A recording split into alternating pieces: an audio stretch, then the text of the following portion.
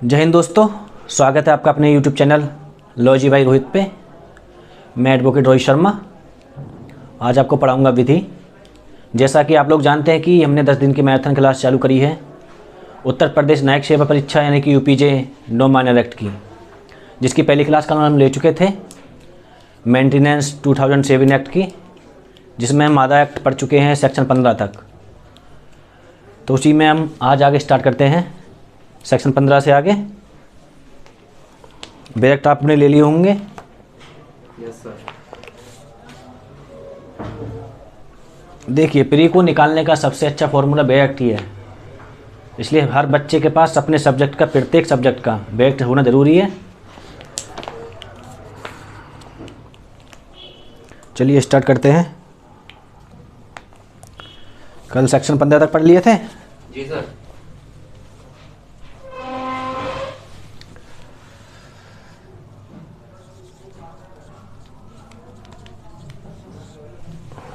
Section 16 यानी धारा 16, ठीक। जी। हाँ, एक बार 15 को रिवाइज कर देते हैं। जैसे 15 पढ़ के हमारे थे पीछे कि राज्य सरकार अधिकरण के आदेश के विरुद्ध अपील की कार्रवाई सुनवाई करने के लिए राजपत्र में अधिसूचना जारी करके प्रत्येक जिले के लिए एक अपील अधिकरण का गठन करेगी, ठीक। तो धारा 15 में अपीलीय अधिकरण का गठन किया जा रहा था, जिसका अधिकारी कौन होता? कोई ऐसा अधिकारी जो जिला मजिस्ट्रेट से निम्न पक्ति का नहीं होगा, यानी कि उससे कोई नीचे की पक्ति का नहीं होगा, उसकी पावर एक जिला मजिस्ट्रेट अधिकारी के बराबर होनी चाहिए, ठीक है। अब देखिए धारा 16 क्या कहती है। धारा 16 बोलती है कि आपका जो अधिकरण है, अधिकरण कौन सा? अपीलीय अधिकरण, ठीक है।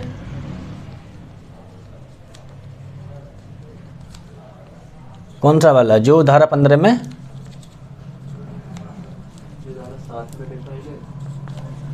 धारा 15 में जिसका गठन किया गया है, ठीक। ये अपीलीय अधिकरण है। धारा 7 में सिर्फ अधिकरण का गठन है, ठीक है। अपीलीय अधिकरण का जो गठन धारा 15 में किया गया है, उसकी क्या पावर दी गई है, उसमें वो क्या काम करेगा, ठीक है। धारा 16 क्या बताती है? धारा 16 बताती है कि अधिकरण के किसी आदेश द्वारा व्यथित, अपना बैग पकड़िए, अधिकरण के द्वारा किसी आदेश द्वारा व्यथित कोई वरिष्ठ नागरिक या कोई माता पिता आदेश की तारीख से 60 दिन के भीतर अपीलीय अधिकरण को अपील करेगा, ठीक। क्या बोल रही है धारा 16? धारा 16 का सब क्लॉज बन क्या बोलता है कि कोई माता पिता, ठीक है ना, या वरिष्ठ नागरिक जो अधिकरण ने इनको जो आदेश दिया है, ठीक है ना, उस आदेश के 60 दिन के भीतर ये अपील करेंगे अपनी, ठीक है। अपील कहाँ करेंगे? अपीलीय अधिकरण में, ठीक। अब देखिए, लेकिन इसमें एक परंतु जोड़ा गया है। परंतु क्या बोलता है? मान लीजिए कि कारणवश या कोई ऐसी स्थिति आ जाती है जिससे कि जो व्यथित व्यक्ति है, जो पीड़ित व्यक्ति है, अपील नहीं कर पाता है 60 दिन के बाद, वो समय निकल जाता है, क्या उसके बाद अपील कर सकता है? तो धारा 60 में इसका एक परंतु बताया गया है कि उसका वो अच्छा कोई कारण दर्शा देता है कि इस कारण मैं उसकी अपील नहीं कर पाया हूँ, तो उसके लिए उसके बाद 30 दिन का समय और दिया जाएगा, ठीक है। ये कहाँ बताया गया है? धारा 60 के परंतुक में। देखिए, जैसा कि हम जानते हैं, हम सिर्फ प्री की बेस से ही पढ़ रहे हैं, कोई मेंस के बेस से नहीं पढ़ रहे हैं, ठीक है ना। तो हम इसमें सिर्फ वही सेक्शन पढ़ेंगे जो प्री के लिए सिर्फ इम्पोर्टेंट है। हम पूरा बैग नहीं पढ़ेंगे।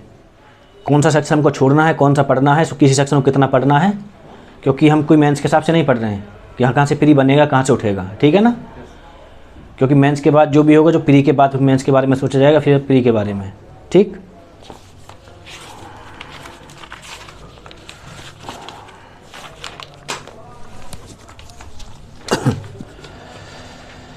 देखिए, धारा 16 में एक चीज़ और बताई गई है।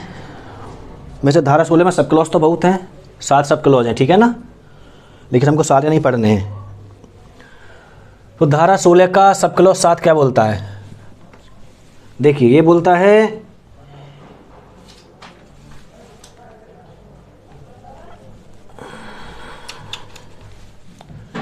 धारा 16 का सब क्लॉज 6, ठीक है। बैक की लाइन पढ़िए पहले। अपील अधिकरण अपना आदेश अपील की प्राप्ति के 1 मास के भीतर लिखित में सुनाने का प्रयास करेगा। ठीक, अपीलीय अधिकरण क्या बोल रहा है? अपीलीय अधिकरण जो हमने धारा 16 के अंदर प्रतिगण गठन किया था, उसमें आवेदन हमने कितने दिन के अंदर करना था? 60 दिन के अंदर। 60 दिन में अगर व्यथित व्यक्ति कोई किसी कारणवश आवेदन नहीं कर पाता है तो उसको तो 30 दिन का समय दिया जाएगा। जब इसे आवेदन की सुनवाई चालू हो जाएगी, ठीक, तो 16(6) में क्या प्रावधान किया है? 16(6) प्रावधान ये किया गया है कि आदेश अपील की प्राप्ति के कितने अंदर?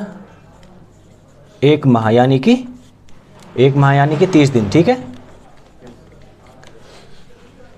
मैं समाप्त करने का प्रयास करेगा, यानी इसको डिसाइड करेगा।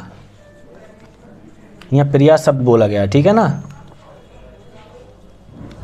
अपीलीय अधिकरण पूरा प्रयास करेगा कि उस अपील को हम 30 दिन के अंदर अंदर निपटा दें। ठीक, 16 में से हमको इतना ही पढ़ना है। ठीक, सेक्शन 17 हमको छोड़ना है, नॉट इम्पोर्टेंट। ठीक है, धारा 18 हमको पढ़नी है। ये बताती है भरण पोषण अधिकारी। भरण पोषण अधिकारी होता कौन है? सुनिए, ये बोलता है राज्य सरकार जिला समाज कल्याण अधिकारी या जिला समाज कल्याण अधिकारी की पक्ति के अनिम्न किसी अधिकारी को। ठीक, जो जिला समाज कल्याण अधिकारी होता है और जो जिला समाज कल्याण अधिकारी की पक्ति से अनिम्न अधिकारी को, उससे नीचे की पक्ति का कोई अधिकारी नहीं होना चाहिए। ठीक है, उसको भरण पोषण अधिकारी नियुक्त कर सकती है। ठीक, 18 की उपधारा 2 बोलती है कि भरण पोषण अधिकारी क्या कार्य करेगा? तो भरण पोषण अधिकारी जो कार्य करेगा वो यह करेगा कि जो माता पिता हैं या जो वरिष्ठ नागरिक हैं, ठीक, उनकी तरफ से जो वाद हैं, जो मुकदमा वो लड़ रहे हैं, उसका प्रतिनिधित्व करेगा। ठीक है ना, लिख लिया ये? Yes sir.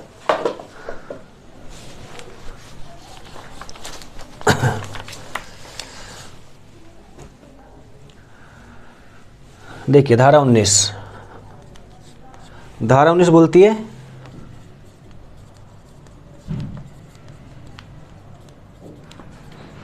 वृद्धाश्रमों की, जो वृद्धाश्रम होते हैं उनकी स्थापना के बारे में। ठीक, तो 19 में प्रावधान किया गया है कि कोई भी राज्य सरकार अधिसूचना जारी करके, ठीक, प्रत्येक उपखंड में एक या एक से अधिक जितना वो आवश्यक समझे वृद्धाश्रम खोलने की कार्रवाई करेगी। ठीक है, लेकिन जब तक इस कार्रवाई को नहीं करती है, प्रत्येक जिले में कम से कम एक वृद्धाश्रम खोलेगी।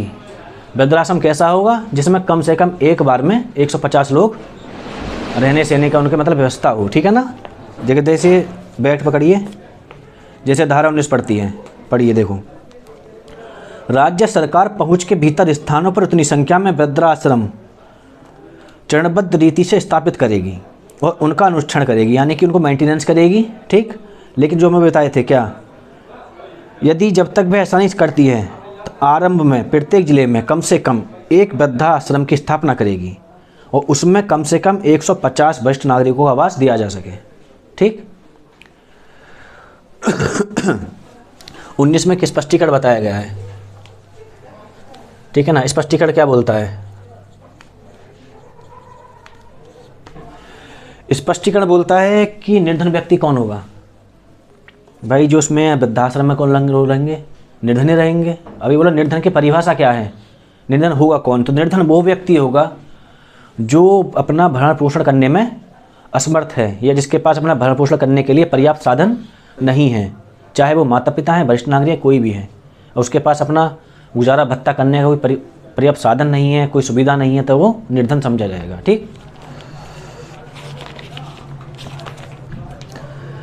देखिए धारा 20 को इतना समझाने वाली नहीं है। धारा 20 पर इतना प्रावधान करती है, इतना याद रखिएगा, वरिष्ठ नागरिकों के लिए चिकित्सा सहायता का जो चिकित्सा सुविधा होगी राज्य सरकार उनके लिए उसकी व्यवस्था करेगी। ठीक है ना, ये सेक्शन 20 में प्रावधान किया गया है। उसके बाद आइए आप और धारा 21 पे। ठीक, अब धारा की 21 क्या बोलती है? देखिए,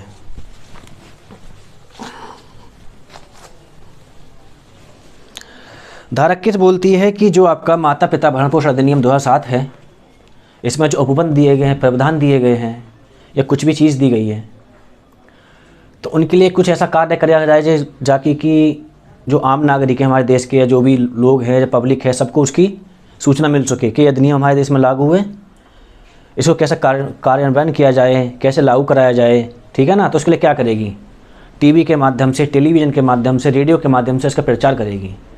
और प्रचार का माध्यम कैसा भी हो सकता है, ठीक है ना। जैसे कि आप देखते आए होंगे, जैसे भी एक स्वच्छ भारत अभियान चल रहा है, ठीक है ना, तो उसका तुम टीवी पर लोगो देखते होगे। टीवी तो आप देखते नहीं हो, इंस्टाग्राम फेसबुक से आपको फुर्सत नहीं मिलती है, एकदम स्वच्छता भारत की ओर, है ना। जैसे वो ये एग्जाम्पल है, इसमें नहीं है, ठीक है ना। तो धारा किस में क्या बताया गया, सिर्फ प्रचार के बारे में, कि इसको उपबंध को लागू कराने के लिए प्रचार, मतलब इसको लोगों में जागरूकता फैलाने के लिए क्या क्या करेगी, है ना। तो धारा किस में बताया गया कि प्रचार करेगी, टीवी पे, नेशनल टेलीविज़न पर, रेडियो में, जैसे भी होगा, ठीक। अब देखिए धारा 22 आई है।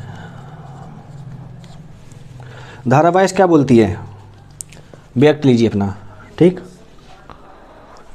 धारा 22 बोलती है प्राधिकारी, यानी कौन, अधिकारी, जो उसमें बताए गए हैं, ठीक है ना। चाहे वो भरण पोषण अधिकारी है, अधिकरण अधिकारी है, कोई भी अधिकारी है, वो क्या करेगी कि जो इसमें उपबंध बताए गए हैं, ठीक है ना, भरण पोषण के, कैसे संदाय करना है, कैसे अपील करनी है, कैसे क्या करना है, कुछ भी करना है, तो उनको कार्यान्वित कैसे कराएगी, ठीक है ना।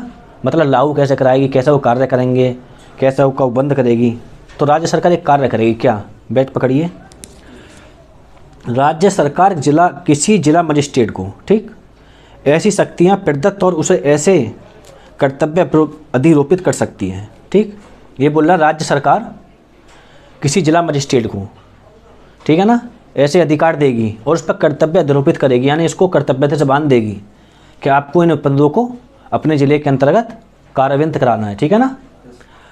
अब वो जिला मजिस्ट्रेट क्या करेगा, जिला मजिस्ट्रेट भी एक कार्य करेगा, वो जो अपने अपने अधीनस्थ अधिकारी होते हैं जितने भी, वो उनको आदेश देगा, ठीक है ना। राज्य सरकार किसको देगी, जिला मजिस्ट्रेट को। जिला मजिस्ट्रेट अपने अधीनस्थ अधिकारियों को कि उस उपबंध के जितने नियम प्रावधान जो भी हैं उनको कैसे अपने ज़िले में लागू कराया जाए, कैसे कार्यान्वित कराया जाए, ठीक है ना। ये शक्ति उसको पावर दी गई है, ठीक। इसके बाद आते हैं धारा 23। धारा 23 बोलती है, देखिए क्या, मान लीजिए जैसे अभी हम पीछे पढ़ते आ रहे थे कि भरण पोषण का दावा किन किन के विरुद्ध किया जाएगा, अपने बच्चों के विरुद्ध किया जाएगा, नातेदार के विरुद्ध किया जाएगा। नातेदार कौन होता है, जिसके कोई संतान नहीं है तो उसने अपनी संपत्ति जिसको हस्तांतरित करी है ना, तो वो नातेदार है। तो धारा 23 में बताया गया है कि हमने किसी को अपनी संपत्ति दान में दे दी, उसको हस्तांतरित कर दी, अंतरण कर दी, ठीक है ना। वो अंतरण करते समय उससे शर्त रखी थी कि भाई इससे हमारा तो भरण पोषण करेगा, ठीक। और किसी कारणवश वो इंसान हमारा भरण पोषण नहीं करता है या जानबूझ कर चूक करता है और संपत्ति उसके कब्जे में है, ठीक, तो हम उसकी शिकायत करेंगे, ठीक है ना। तो देखिए अब थोड़ा बैक ले लीजिए हाथ में। तो ये बोल रही है, देखिए धारा 23 क्या बोलती है, कपितीय परिस्थितियों में संपत्ति के अंतरण का शून्य होना, ठीक। जहाँ कोई वरिष्ठ नागरिक जिसने इस अधिनियम के आरंभ के पश्चात अपनी संपत्ति का दान या उसको अंतरण कर दिया है, ठीक, और ऐसा अंतरण उसने शर्त के अधीन किया है, ठीक। अंतर्ती कौन होता है, जिसको हमने संपत्ति हस्तांतरित की है अपनी, ठीक। बुनियादी सुख सुविधाओं और बुनियादी भौतिक सुविधाएं जो वह उस अंतरक को प्रदान करता था। अंतरक कौन, जो पीड़ित हो गया, जिसकी संपत्ति, ठीक है, उसको आवश्यक रूप से भरण पोषण में मसफल रहता है, जानबूझ की उपेक्षा करता है, ठीक है ना। तो वहाँ क्या होगा, तो वहाँ पे ऐसा अंतरण जो उसने किया था, क्या है वो वसीयत के माध्यम से किया है, किसी के माध्यम से किया है, ऐसे अंतरक के, मतलब अंतरक कौन, जिसने संपत्ति अपनी हस्तांतरित की है यानी ट्रांसफ़र की है, उसके विकल्प पर क्या होगी, शून्य हो जाएगी। क्या, जो ट्रांसफ़र उसने किया था वो वसीयत या कुछ भी, वो क्या होगा, शून्य हो जाएगी। इतना ही प्रावधान धारा 23 में किया गया है, ठीक है।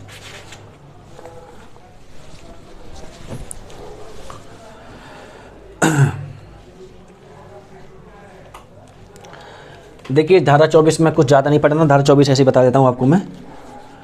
धारा 24 बोलती है वरिष्ठ नागरिक को आरक्षित छोड़ना, उनका परित्याग करना, ठीक है। अब आइए धारा 25, ठीक है। ये बोल रही धारा 25 क्या बोलती है कि जो इस अध्याय के अंदर जो अपराध कर रहे हैं वो अपराध किस प्रकृति के होंगे, ठीक है ना।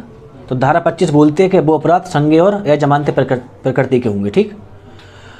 और धारा 25 में एक बात और बोली गई है कि ऐसे मामलों के विचारण की प्रक्रिया जो होगी कैसी होगी, वो संक्षिप्त विचारण प्रक्रिया होगी। संक्षिप्त विचारण प्रक्रिया का जो प्रावधान कहाँ पे दिया गया है, दंड प्रक्रिया संहिता की धारा 260 से 265 तक में, ठीक है ना, जिसमें बताया गया है कि संक्षिप्त विचारण की प्रक्रिया में समन मामले की विचारण प्रक्रिया का अनुसरण किया जाएगा, ठीक है ना। जैसे आप उसमें पढ़े होंगे कि जब अभियुक्त न्यायालय में उपस्थित होता है या लाया जाता है तो उसको मामले की सभी विशिष्टताएं बताई जाएंगी कि उसके ऊपर क्या क्या आरोप है ना। लेकिन संक्षिप्त विचारण में क्या होता है, सबसे बड़ी पॉइंट, आरोप को वहाँ परिचित नहीं किया जाता है, ठीक है ना। वहाँ जो दंडादेश पारित किया जाता है वो हमेशा विधि के प्रश्न पर सुना जाता है, ना कि दंड के प्रश्न पर, ठीक है ना। तो धारा 25 समझ में आई आपके। देखिए अब तो धारा 26 भी ज़्यादा समझाने लायक, थोड़ी सी ज़्यादा पढ़ लीजिए। धारा 26 बोल रही है कि जो इस अधिनियम के अंदर का अधिकारी बताए गए हैं, जितने भी अधिकारी सेवक, ये कौन होंगे, तो इन अधिकारी सबको लोक सेवक समझा गया है। क्या समझा जाएगा, लोक सेवक। किस धारा के अंतर्गत, दंड प्रक्रिया संहिता की धारा,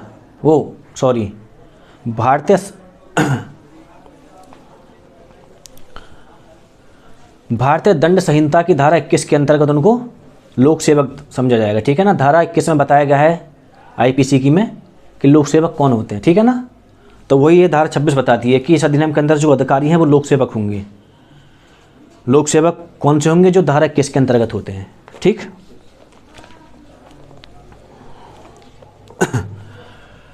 अब देखिए धारा 27 क्या बोल रही है, ये भी एक वन लाइनर पॉइंट है, इनको वन लाइनर पढ़ते जाएगा क्योंकि हम पीटी के हिसाब से पढ़ रहे हैं, कोई मेंस के हिसाब से नहीं पढ़ रहे हैं, बस हमको उनका मोटा मोटा व्यवधान याद करना है। तो दोनों धारा 27 क्या बताती है, धारा 27 सिविल न्यायालय की अधिकारिता पर रोक लगा देती है, ठीक। हाँ, जब अधिकारी इस अधिनियम के अंदर कोई कार्य कर रहा है तो वहाँ सिविल न्यायालय कोई हस्तक्षेप नहीं करेगी।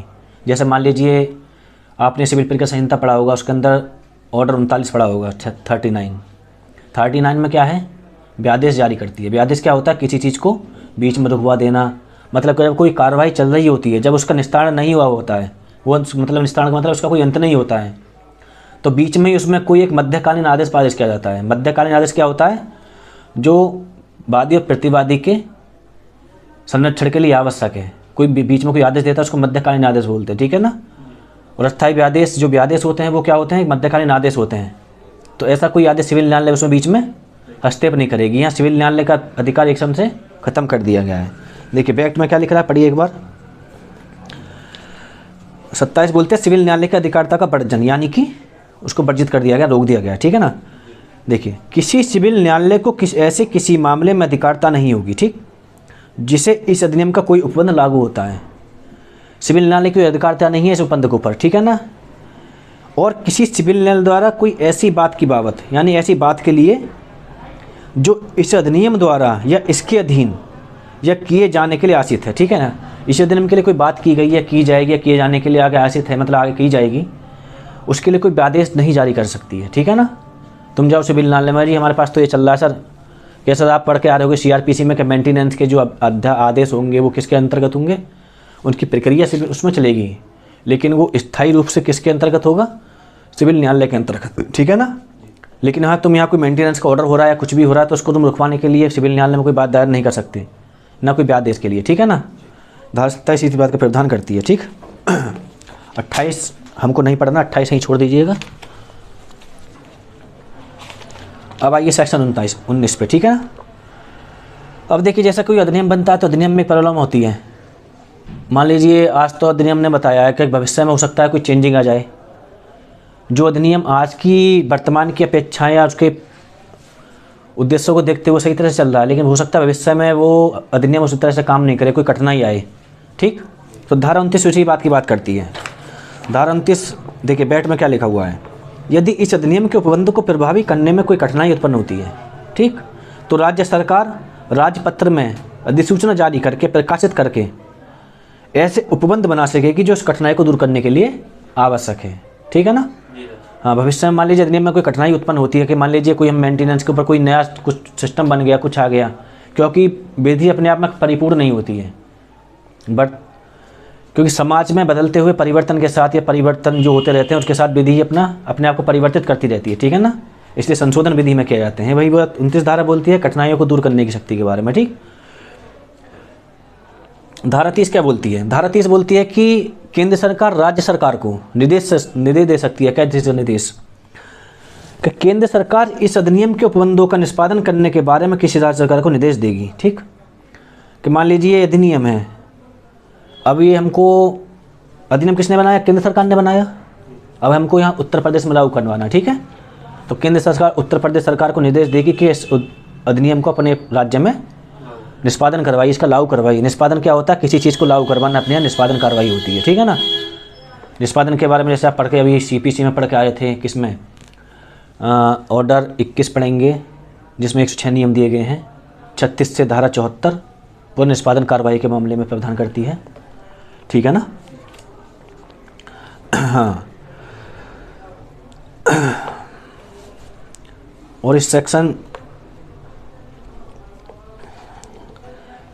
को बनाने, देखिए इस सेक्शन का लास्ट, वो उस अधिनियम का लास्ट सेक्शन है, सेक्शन 32।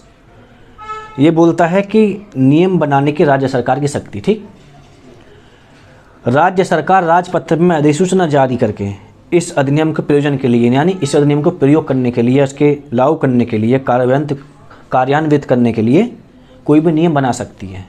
ठीक, ये अधिनियम ही समाप्त होता है, ठीक है ना।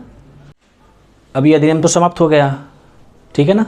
कल एक नया अधिनियम से स्टार्ट करेंगे और कोशिश करेंगे उसको एक क्लास में ख़त्म कर दें, ठीक है ना। और आज को एक अच्छी बात बताता हूँ। आज एक मेरे छोटे भाई ने, मतलब एक दोस्त ने पूछा, भैया 1.5 साल हो गए मेहनत करते करते सफलता नहीं मिल रही है, ठीक है ना। UDC में तो आप जानते हैं कि वैकेंसी बहुत दिन बाद आती है, लगे रहिए, ठीक है ना। लगे भैया, देखिए कहते हैं ना, एक बड़ा कॉन्फिडेंस चाहिए लगे होने के लिए। कहीं आप गिरोगे, उठोगे, कुछ भी होगी, ठीक है ना। तो सफलता का देखो एक ही मूल मंत्र है। वो मूल मंत्र क्या है?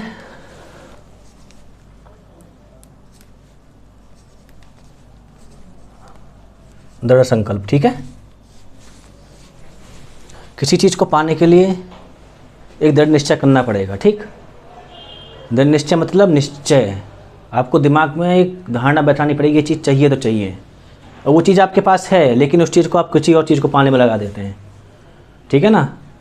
वो आप भी समझ रहे हैं किस चीज़ को पाने में लगा देते हैं। और सबसे बड़ी बात, उस दृढ़ संकल्प को पूरा करने के लिए एक मेहनत। घर से बाहर निकले हो पढ़ने के लिए, कुछ भी निकले हो तो मेहनत भी करनी पड़ेगी।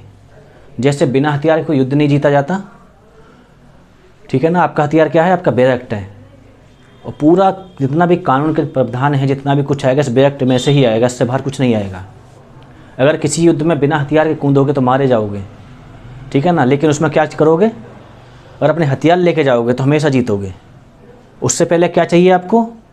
ये दृढ़ निश्चय करके जाना कि जीतना ही जीतना है, ठीक है ना। तो सफलता का सबसे अच्छा मूल मंत्र है दृढ़ संकल्प, और इसको पूरा करने के लिए सबसे ज़्यादा मेहनत। जैसे एक शायरी है ना, जब आँखों में अरमान लिया तो मंजिल को अपना मान लिया, फिर मुश्किल के आसान किया, बस ठान लिया तो ठान लिया। चाहे बारिश आए, तूफान आए, कोई रूठे, कोई मनाए, कोई जाए, जब वो पाना है तो पाना ही है। तो ये संकल्प आपके दिमाग में होना ज़रूरी है, ठीक है ना। चलिए आज इसको यहीं समाप्त करते हैं, कल एक नए एक्ट के साथ आएंगे दोबारा। जब तक के लिए जय हिंद, जय भारत।